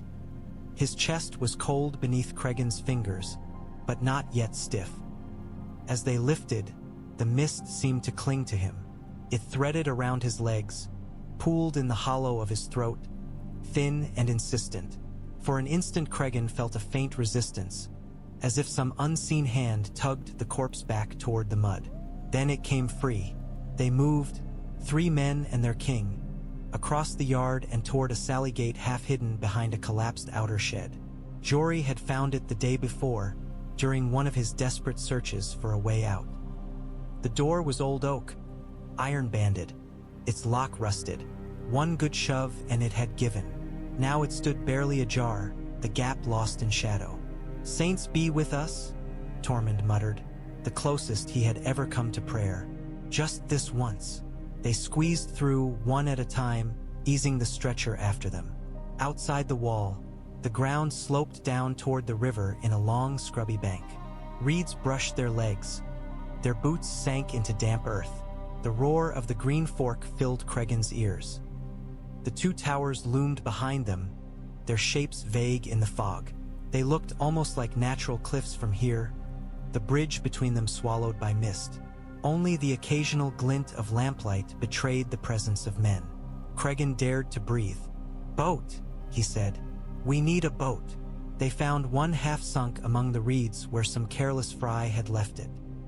Jory bailed while Tormund held the stretcher, and Cregan kept his eyes on the towers, waiting for a shout, a bell, the rattle of alarm. None came. When the worst of the water had been scooped out with a cracked bucket, they eased Robb's body into the bottom and climbed in around him. The boat rocked, threatening to spill them all into the river. Cregan dug his oar into the mud and pushed off, heart smashing against his ribs. They drifted at first, caught by the current's slow pull. Then the bank slid past more quickly, reeds and rocks and the pale shapes of drowned men snagged among roots. "Downstream?" Tormund asked. "Up," Cregan said. "Away from Seaguard and the coast. Away from Frey eyes. There's a bend where the bank's hidden by willows. We make for that, then strike inland." "And then what?" Jory asked. His teeth chattered with cold and fear. "Then we take him home," Cregan said. "Or as close as we can get. Find a godswood, a heart tree. Lay him down at its roots and let the old gods sort the rest." It was a plan born of desperation and faith, not of sense. Winterfell was leagues upon leagues away, over war-torn lands and broken roads. Every mile would be watched by men who hated wolves and loved Lannister gold. But the thought of leaving Robb Stark in Frey mud was worse than any road. The boat slid through the mist. Cregan glanced down and found himself staring at the place where the dead king's chest rose beneath the blood-stained doublet. For an instant, only that, the cloth seemed to stir, as if something beneath had tried to draw breath. Cregan blinked hard. The motion did not repeat. The river whispered along the hull. The mists closed around them, wrapping boat, men, and corpse in a gray cocoon as they pulled away from the twins and into a world that had shifted dangerously beneath their feet. They left the river at a shallow bank where willows trailed their fingers in the current and hacked their way inland through thickets of hawthorn and wild rose. The land rose gently, shifting from marshy flats to rolling ground dotted with hedgerows and the bones of old fields. By mid-morning, Cregan's shoulders burned. The makeshift litter dug into his palms. His boots squelched in mud and old ash. Jory limped from some half-healed cut taken in the madness at the feast. Tormund's breath rasped like a saw. Robb Stark lay between them, wrapped in a cloak they had scrounged from a dead man's shoulders. They'd cut the stitches and taken Grey Wind's head off his neck, burying the wolf's skull beneath a cairn of stones in the first copse they'd found. "We'll bring you back north proper, too," Tormund had muttered as they piled rock upon rock. "One day. For now, this'll have to do." The village they stumbled into was a burnt-out shell. Once it had been a small place. A dozen stone houses with thatched roofs, a tiny sept with a 7-pointed star carved over the door, a well in the center where women would have gossiped and children played. Now the roofs were mostly gone. The thatch burned to stinking clumps. Smoke stains licked up the walls. The well's rope lay half-charred on the ground. Someone had painted a lion over the sept's door in flaking gold. Someone else had come after and smeared a crude red direwolf over that. "This'll do," Jory said hoarsely. "For a bit, at least. Get out of the open." The sept's interior stank of burnt wood and piss. The pews had been hacked apart for firewood. The altar was blackened. The carved images of the seven on the walls had been defaced, noses and hands chipped off. Cregan had never much cared for the southern gods. The old gods lived in leaves and stone and water, not in painted figures. Still, the desecration felt like one more wrong added to the pile. They eased the litter down near the altar. For a moment, no one spoke. The dead king lay very still, the cloak drawn up over his face now that Grey Wind's mockery was gone. His hands, crossed on his chest, were pale and bloodless, the nails rimmed with dirt from his last desperate scrabble on the feast hall floor. Jory sank onto the remains of a pew, his whole body creaking. "We can't carry him far like this," he said. "Not without food. Water. I've had naught but river in my belly since yesterday." "There were cellars," Tormund said. "Always are. Might be something left." Cregan nodded absently. "Go," he said. "I'll sit him watch." They didn't argue. Hunger drove them. Exhaustion dulled their instinct to protest. They left him there in the scorched Sept, just him and the corpse and the ghosts of dead prayers. Cregan lowered himself to the cracked flagstones beside the litter. His legs trembled with the effort. He drew his sword and laid it across his knees. For a time he simply watched Robb Stark's still face, tracing the lines he had known when they were filled with life. The slight cleft in the chin, so like his father's, the high Stark cheekbones, the faint crease between the brows that had deepened over each long campaign. "Shouldn't have come south," he said under his breath. "Should have stayed in the snow with your wolf and your brothers." Robb did not answer, of course. His lips were pale, slightly parted. The wound in his chest, hidden beneath the cloak, felt like a presence in the room, a hole that swallowed sound. Cregan scrubbed at his eyes with the heel of his hand. He'd not wept when the crossbows sang in the hall. There'd been no time. Men had died all around him in gouts of blood and splintered bone, and he'd been too busy surviving to do more than scream curses and swing his sword until it snapped. Now, in the silence of the ruined Sept, grief came creeping in. He bowed his head and let it. It was a quiet thing in the end. No wails, no tearing of hair. Just a steady leak of tears into the dirt as he stared at his king and thought of a boy on a Winterfell parapet, laughing with his brothers. Thought of a wolf the size of a small pony, loping at his side. Thought of the stories they would not get to tell in smoky halls years from now, when all this madness should have been behind them. A draft snuck through a crack in the Sept's roof. It touched the candle stump someone had left on the altar, coaxing the wick to flutter. Cregan frowned. He could have sworn the candle had been cold and dead a moment ago. The wick glowed. Then, with a faint sound like a sigh, it caught. A thin flame sprang up, no bigger than the nail on his thumb. It wavered, fighting the damp air, then steadied. Cregan's skin prickled. He looked from the candle to the body. The cloak over Robb's face had shifted, he was sure of it. The edge now lay a fraction higher on the cheek. Had the draft moved it? Had some breath of wind slipped under and lifted it? Or, he leaned closer, hardly daring to breathe. The cloak settled. Nothing stirred beneath. "You're a fool," he told himself softly. A tired, hungry fool seeing ghosts. Still, he moved to the altar and touched his fingers to the little flame. It burned true, hot enough to sting. "You watch him," he muttered to it, feeling half mad. "Old gods or new, I don't care which. Just watch him." They did not have long. By mid-morning the next day, the mist had burned off and the sky showed a hard, pale blue. Cregan stood in the doorway of the Sept, blinking against the light, when he saw them. A thin line of riders on the ridge, their horses dark against the washed-out sky. Banners snapped above them. Even at this distance, he recognized the colors. "Frey," he said. Jory joined him, squinting. "Seven save us," he muttered. "How did they track us so quick?" "We left a trail of boot prints and stupidity behind us," Tormund said grimly from within. "Could have masked it better, if we'd had half our wits." Cregan ducked back inside. "Get him to the rear," he said, nodding toward the litter. "There's a vestry, or was. We put him there, bar the door. If they come sniffing, they'll find 3 half-starved deserters and nothing more." Jory hesitated. "They'll search," he said. "They're not fools. They're Freys." Cregan snapped. "I've seen goat herds with more sense." Tormund grunted something that might have been agreement. Together they hauled the litter toward the back of the Sept, into a cramped side room where a priest might once have kept vestments and wine. Now it stank of mold and rat droppings. Shelves leaned drunkenly against the walls. They laid Robb Stark's body on the floor, between two fallen chests. For the first time since they'd taken him, Cregan felt his resolve waver. It seemed wrong, leaving him here, in this dingy little space with its cobwebbed corners and gnawed cloth. Kings should lie beneath open sky, under branches, with the whisper of leaves to see them into whatever came next. But the sound of hoofbeats thudded closer outside. They had no time to be proper.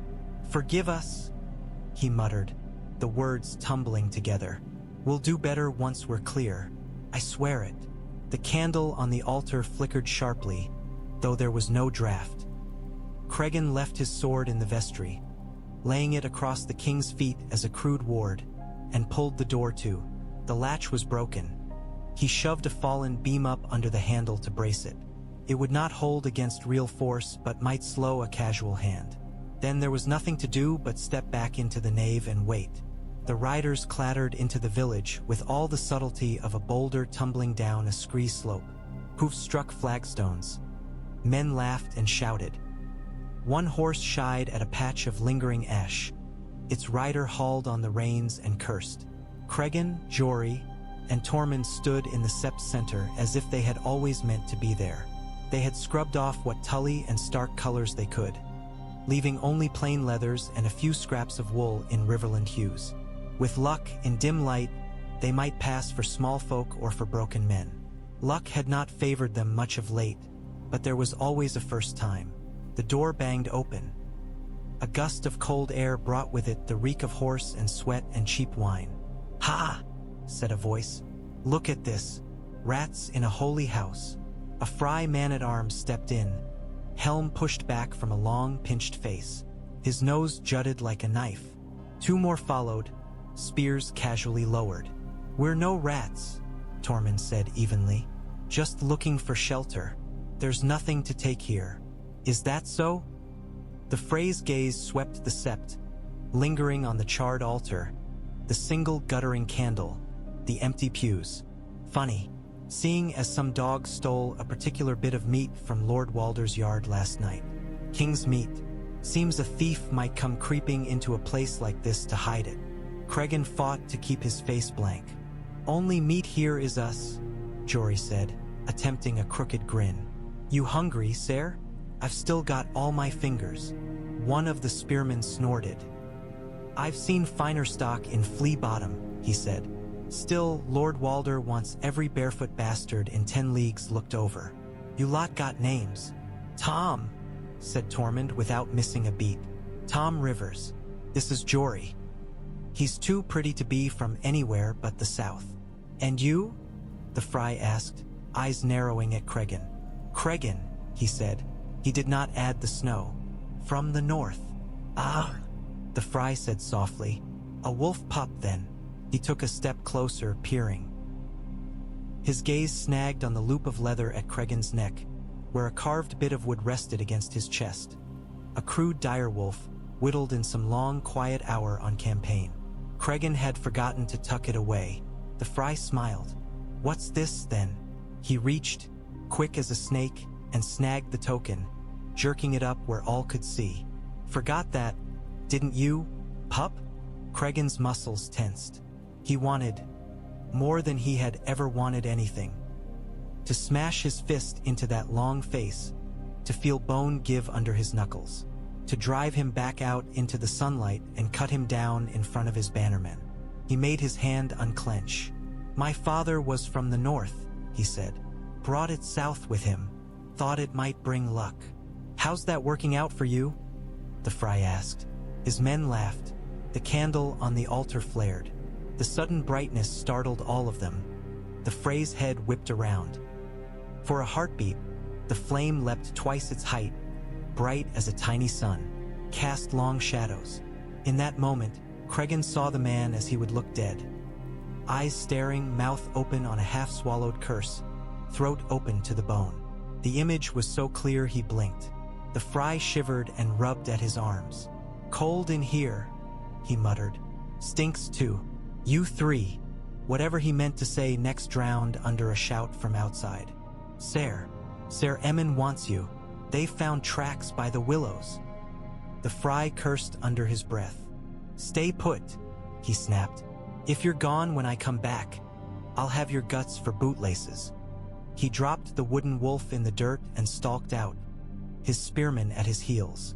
Cregan waited until the hoofbeats faded before bending to pick the charm up. His hand shook.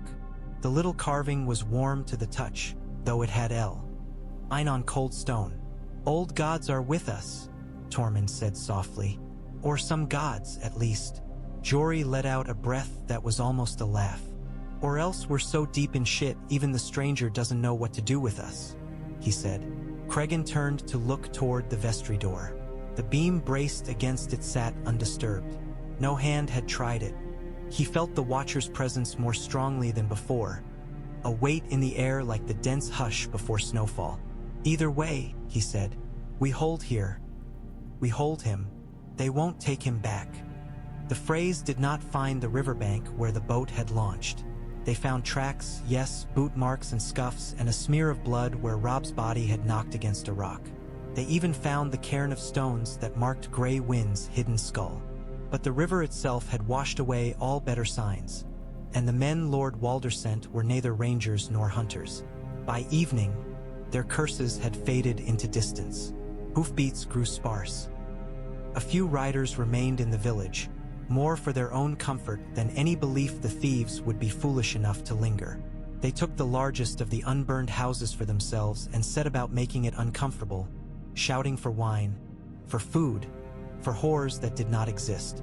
Their laughter drifted across the square like smoke. In the Sept, the light dwindled.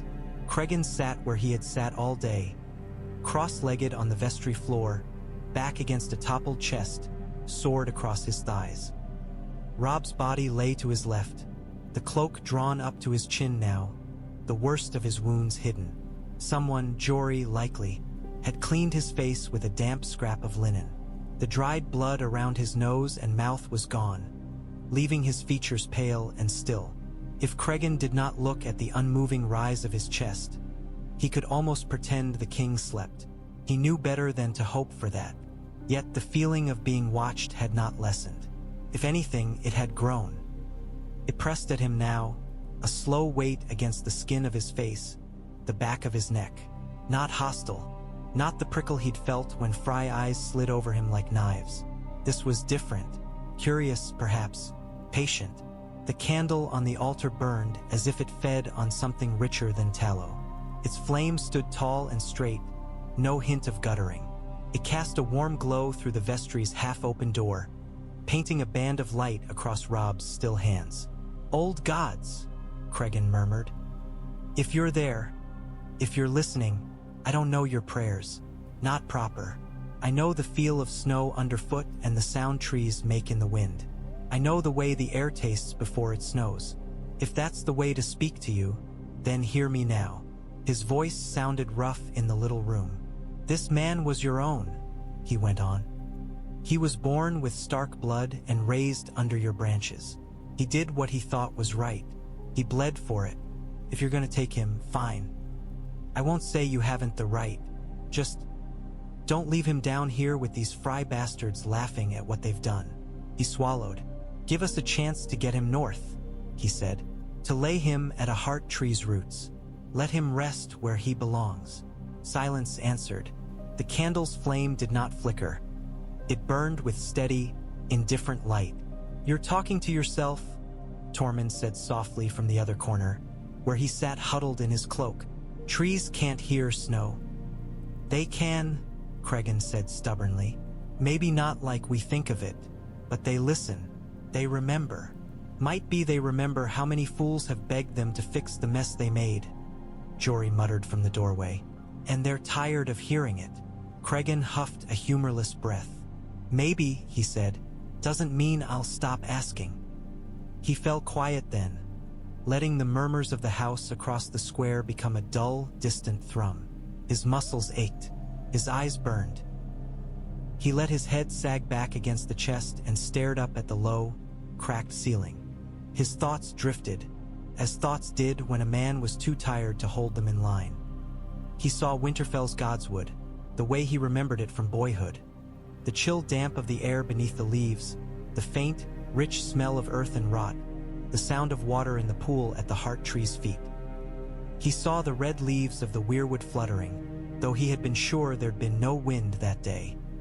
He had been afraid then, in a quiet way, afraid of being seen by something that did not blink. Now, in the ruined Vestry, he closed his eyes and tried to imagine that pool again, the way it reflected the heart tree's pale trunk, the way it held the sky in its still surface.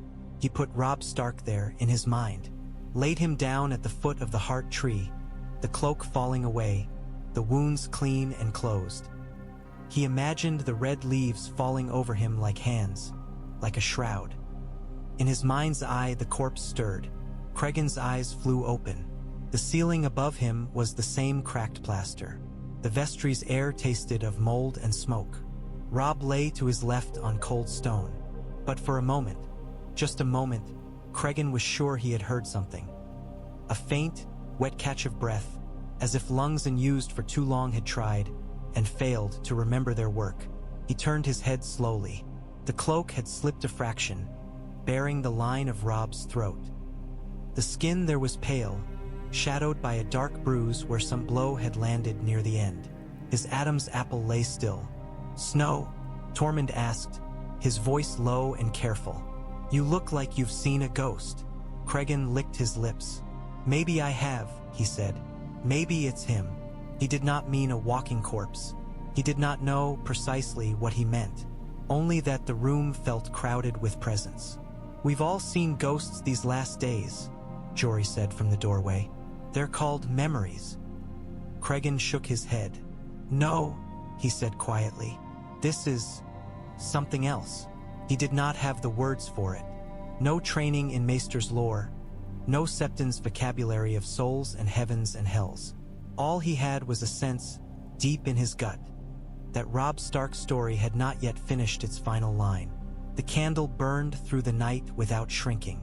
At some point, Cregan drifted into a fitful doze, waking with a start each time his chin dropped to his chest.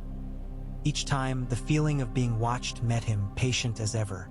Outside, the Freys drank themselves stupid. One by one, their voices faded into snores. Far from the ruined village, beyond fields and rivers and the black. A tear's broken mouth, a ship cut across gray waves, bearing a red woman toward a thread the fire refused to cut. Deep in the Riverlands, under branches that had never known the salt stink of the sea, another fire burned.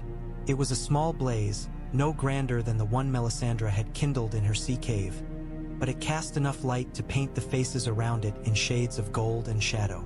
Men hunched close, rough cloaks drawn tight, fingers cupped around tin cups. The air smelled of smoke and stew and the faint, persistent rot of fallen leaves. Beric Dondarrion sat cross-legged on the ground, his back against a mossy stump. His patched cloak hung limp, threadbare at the edges. The left side of his face, the side beneath the patch, itched and ached in ways that had nothing to do with weather. He ignored it. "What did you see?" he asked. Thoros of Myr stared into the flames as if searching their depths for a way out. His hair, once bright and full, had receded. What remained was lank and graying at the temples. His red robes were torn and stained, wine and blood in equal measure. The weeping drunkard who had come to Westeros in King Robert's train was still there, somewhere under the sagging flesh and rheumy eyes. But something else lived there too now, coiled like a serpent around his spine. "I didn't ask to see anything," Thoros muttered. "I was only trying to heat the stew." The men around them chuckled. The sound died quickly. Beric waited. "At first it was just the usual," Thoros went on reluctantly. "Bits and pieces, burning towers, men screaming, crows, always crows, then a hall, a big one, twin beams overhead, Frey faces all round, long as horses. The twins," one of the Brotherhood muttered, "heard there was a slaughter there." "There was," Thoros said flatly. They called it a wedding and served traitors' bread. He shifted, and the firelight caught the lines carved deep into his face. His gaze did not leave the flames. I saw crossbows, he said. Men falling, women too. A wolf king with arrows in him. We all heard tales of him, didn't we? Robb Stark. Young fool. Young hero. Take your pick. I watched him die. I thought that was that. Beric said nothing. The wind whispered in the trees. But it wasn't, Thoros said. So softly Beric had to lean closer to hear. Death stuck, like a bone in the throat. Something held. I felt it. He pressed a hand to his chest. Here, as if I were the one choking. He drank from his cup. The wine was thin, scarcely better than sour grape water, but his hand shook. I've felt it before, he said. When I called you back, when your heart stopped and something decided that no, not yet, you still had work to do. It's the same. A hand reaching back from the dark. Only this time it didn't pull all the way. A half-hanged soul, one of the outlaws said uneasily. Sounds like something out of an old wife's tale. There's more, Thoros said. His eyes finally left the fire to meet Beric's single gaze. I am not the only one who sees it. Beric's fingers tightened on the hilt of his sword. What do you mean? There was another, Thoros said. In the fire. A woman. Not in the hall, no. Somewhere else. Stone walls, black as a raven's wing. The sea outside. She looked into her own flames and saw what I saw. Saw him, the Wolf King. And she reached. He rubbed at his eyes with his free hand. I felt her, he said. As I felt you that first time. As I felt the Lord of Light when he dragged you back by the scruff of your neck. Priestess, I think. Strong. Stronger than me by far. A red woman? One of the men asked, spitting to the side. Like the one with Stannis? Perhaps, Thoros said. I have not met her, but yes, like that. Fire around her like a cloak. Her god's hand on her shoulder. Beric's jaw tightened. And this red woman, what does she want with Robb Stark's soul? What do we all want? Thoros asked bitterly. Tools, weapons. The Lord of Light lifts us up like swords and swings until we break.